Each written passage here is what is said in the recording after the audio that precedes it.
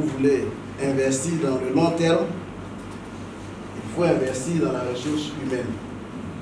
Et je pense qu'aujourd'hui, notre vision pour l'OCPV, c'est vraiment d'avoir des cadres et des agents assez compétents pour pouvoir relever les différents défis qui se posent dans notre secteur d'activité, le secteur de la commercialisation des produits vivriers.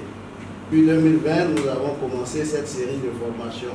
Aujourd'hui, c'est sur la gestion des ressources humaines parce que aussi bien vous que moi, nous avons dans nos différents services, j'allais dire des personnes que nous devrons manager pour pouvoir atteindre les objectifs que nous nous fixons.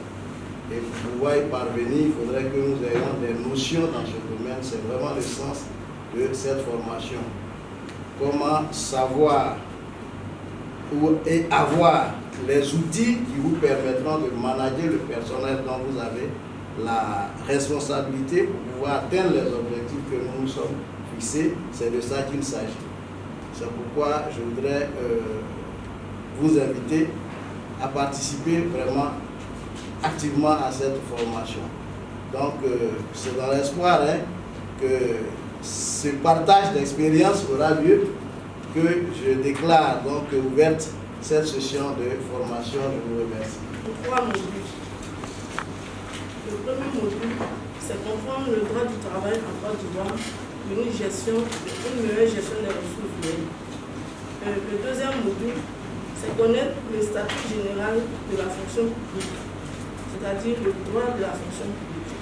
Et le dernier module, c'est la gestion pratique des ressources humaines. Et au cours de cette formation, on aura des exposés, des exercices de groupe, des cas pratiques. Pour être travailleur, il y a des critères.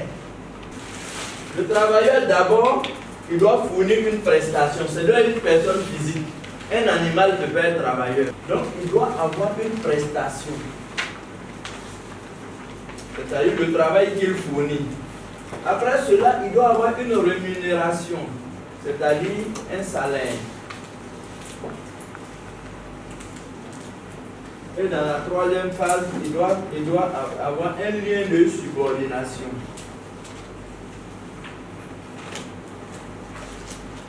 Il dit qu'il doit recevoir des instructions, ordres, et consignes de la part de l'employeur. Donc, celui qui peut avoir la qualité de travailleur de l'OCPV, je parle de ceux qui sont régis par le contrat de droit privé, sinon les fonctionnaires, quand on va arriver sur le statut général de la fonction publique aussi, on parlera d'eux. Parce qu'on a un mode de recrutement, soit par voie de concours, ou bien il y a des voies de recrutement dérogatoires. Donc ici, celui qui veut dire qu'il est travailleur d'OCPV, il faut qu'il fournisse une prestation. C'est-à-dire, il est recruté, on dit peut-être qu'il est comptable, ou bien il est manœuvre par exemple, il est chargé de tondre les gazons, c'est sa prestation qu'il fait.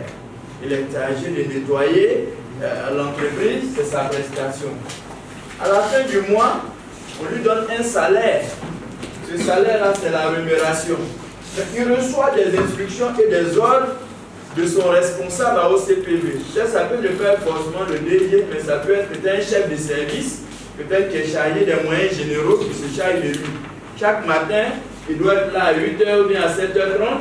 Son rôle, c'est de tondre les gazons, arroser les gazons, nettoyer le bâtiment et autres. Il fait cette prestation. Donc, ces instructions qu'on lui donne, c'est ce qui le subordonne à la structure, à l'employeur. Mais son employeur, c'est OCPV. Ce n'est pas son chef de service qui est son employeur. Parce que l'employeur peut être une personne morale. OCPV, c'est une personne morale de droit public. C'est une personne morale de droit public. Je pense que c'est un établissement public national. Voilà. C'est une personne morale de droit public. Comme il peut avoir aussi un employeur, personne physique. C'est-à-dire le DG peut décider de prendre un chauffeur à titre privé. Il travaille avec lui et l'autre, il le conduit. Il y a un contrat de droit privé, il n'est pas fonctionnaire ce chauffeur. Il peut être même un sous-traitant. On lui dit, bon, viens, toi, il y a un contrat de sous-traitance entre la structure et puis toi. Supposons même que l'affaire des gazons, ce n'est pas des personnes en interne. On prend une structure l'OCPV signe un contrat avec la structure pour pouvoir tourner les gazons, nettoyer la structure. Donc ici, il n'y a pas de lien de subordination, mais il y a un cahier des charges qui régit les deux structures. Le cahier des charges qui régit les deux structures. D'ailleurs, on dit voilà. En retour, nous payons ta prestation. Ce n'est pas un salaire qu'on donne. Vous voyez un peu. Ce n'est pas un salaire qu'on lui paye, mais on paye sa prestation. Comme on peut aussi prendre un consultant, on dit à telle situation, viens faire. Puis après ça, c'est des honoraires, on lui paye, il n'est pas travailleur. On dit il y a une situation, viens, tu fais. Dès que tu finis, ou bien peut-être dans 15 jours, ou bien 30 jours, on te paye. C'est un contrat de consultance. Mais celui qui est régi par le contrat de travail doit réunir les trois conditions. Si les trois conditions ne sont pas réunies, il n'est pas travailleur. Donc, certains même vont jusqu'à dire ce qui diffère peut-être le prestataire ou bien le sous-traitant de peut-être le travailleur. Souvent, lui, il n'a pas de lien de subordination. Donc, voilà un peu ce qu'on pourrait dire du travailleur conformément à l'article 1er du Code du travail. Et cela dit, le Code du travail aussi interdit certaines pratiques, notamment le travail forcé et certaines choses qui sont prohibées. Et désormais aussi, il ne doit pas avoir de discrimination à l'embauche. Pour dire telle personne a atteint de telle maladie, on ne doit pas l'employer, on dit non. Il faut éviter ce type de discrimination. Tant que peut-être sa maladie ne va pas impacter dans le travail, il n'y a pas de problème. C'est cela qu'on fait les visites médicales d'embauche. Le harcèlement moral et sexuel, c'est désormais interdit par le Code du travail et il y a une définition. Il interdit à l'employeur de sanctionner ou licencier un salarié ou un stagiaire ainsi qu'une personne en fonction de l'entreprise qui a refusé de subir des agissements de harcèlement moral ou sexuel. Le harcèlement moral, c'est souvent des menaces, des humiliations. On dit, bon, toi là, si tu n'acceptes pas cela, bon, ou bien il arrive, on l'insulte toujours, on lui parle mal, tout ce qu'il fait n'est pas bien vu, et moralement, vraiment, il est un peu perturbé. Il fait en sorte que la personne ne soit pas blessée moralement. Il y a des choses qu'on peut lui dire, parce que même votre enfant, quand il atteint un certain âge, quand vous voulez lui parler d'une manière, si c'est en public ou bien dans certaines circonstances, si vous ne faites pas attention, il risque de mal réagir et vous serez un peu déçu. Donc c'est cela que pour ces genres de situations, il faut trouver le bon endroit et le bon moment pour parler. Maintenant, le harcèlement sexuel, comme on le définit, bon, on ne va pas rentrer dans la définition, mais comme vous avez le document, c'est le fait de subordonner certaines choses aux relations entre hommes et femmes. Donc, pour dire un peu que, pour dire, bon, pour qu'on puisse t'embaucher ou bien faire tant, il faut que j'ai des relations avec vous. On dit c'est interdit. Tu ne vas pas avoir de promotion tant que tu n'acceptes pas telle chose. Non, on dit c'est interdit. C'est dit, mais lié au sexe. Tout ce qui n'est pas lié au sexe, si c'est un harcèlement, c'est moral. C'est tout ce qui est lié au sexe. Cela ne veut pas aussi dire que peut-être il y a des gens, même il y a des collègues qui se sont mariés. Je me souviens qu'à l'époque, quand on faisait la formation avec le tribunal de Yopougon, avec les directeurs des ressources humaines, ils ont demandé, mais comment on peut, que si tu veux marier une femme, il faut que tu lui parles d'abord pour que tu peux parler jusqu'à un certain moment. Si elle dit non, c'est bon, je ne veux pas. Les gens disent non, il faut insister, c'est vrai, il y a l'insistance, mais souvent il faut aussi faire attention. Si ça l'agace trop, vaut mieux ne pas aventurer. Chaque fois, comme elle refuse, donc devant c'est elle, tu vas humilier publiquement. Tout ce qu'elle fait n'est pas bon. Non, ce n'est pas comme ça. Donc ça, c'est interdit par le Code du travail. Par exemple, à mon niveau, je recrute quelqu'un pour exécuter une tâche de nettoyage du bureau. Quand bien même je rémunère cette personne en deçà de ce que le SMIC prévoit, est-ce qu'on peut parler de travailleur ou bien c'est une prestation? Comment on définit ça? Parce que cette personne a déjà rempli ces trois conditions. Mais il y a même le contrat de travail journalier, où la personne est payée à la journée, à la semaine ou à la quinzaine. Vous voyez un peu. Donc ce n'est pas tout qui est mensuel forcément. Il y a même le contrat de travail journalier. Donc à ce niveau-là, il peut avoir le contrat. Et le contrat n'est pas forcément écrit. Le contrat peut être même verbal. Vous comprenez un peu. Le contrat, il suffit qu'il y ait activité. Imaginez, si vous n'avez pas payé, il va aller à l'inspection du travail. Il a nettoyé pendant une semaine. Et vous êtes convenu que vous lui payez 4 000 francs par jour, ou bien 5 000 francs. Et il fait les 5 jours. Après 25 000 là, quand il vient, vous dites monsieur demain. Monsieur demain. Au 3e ou bien 4e jour, ou bien dans une semaine ou bien 2 semaines, il va aller à l'inspection du travail. Il va dire, bon, il y a un responsable de l'OCPV là qui m'a employé, il m'a dit de venir nettoyer dans la cour, j'ai fini le nettoyage et il ne m'a pas payé. On va lui donner une convocation pour que vous veniez pour lui payer le salaire du travail. Maintenant, vous pouvez dire non, ce n'est pas vrai s'il y a des témoins. Parce qu'en matière de droit du travail, la preuve se fait par tout moyen. Tu peux dire non, je ne reconnais pas et autres. S'il y a des témoins qui viennent témoigner qu'effectivement le monsieur on l'a vu, il a travaillé, nous on est témoins. Donc vous voyez un peu qu'il y a des témoins à charge. Si vous ne voulez pas, l'affaire sera transmise au tribunal. Et le juge va donner une suite. La formation professionnelle, on va arriver maintenant sur les contrats de stage.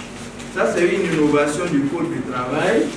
Il y a le contrat stage-école, il y a le contrat de qualification ou d'expérience professionnelle, il y a le chantier-école, il y a la formation professionnelle et il y a le congé de formation syndicale. Le contrat stage-école, c'est quoi? Vous voyez désormais les BTS, quand tu es admis à l'écrit, on dit que tu es admissible. Tu dois pouvoir faire un stage école pour pouvoir valider ton diplôme. Tu dois pouvoir faire un stage école pour valider ton diplôme. Et le stage école est toujours passé par écrit. Il faut faire par écrit. Et c'est une obligation aujourd'hui pour les entreprises de recevoir des stagiaires.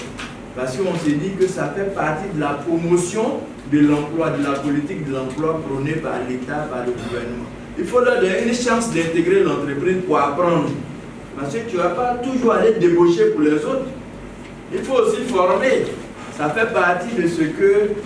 Et le contrat stage-école, on dit c'est un contrat en vue de la validation de leur diplôme. Ça peut être le BTS, ça peut être le BT, le CAP, le DUT, il y a pas mal les diplômes d'ingénieurs et autres.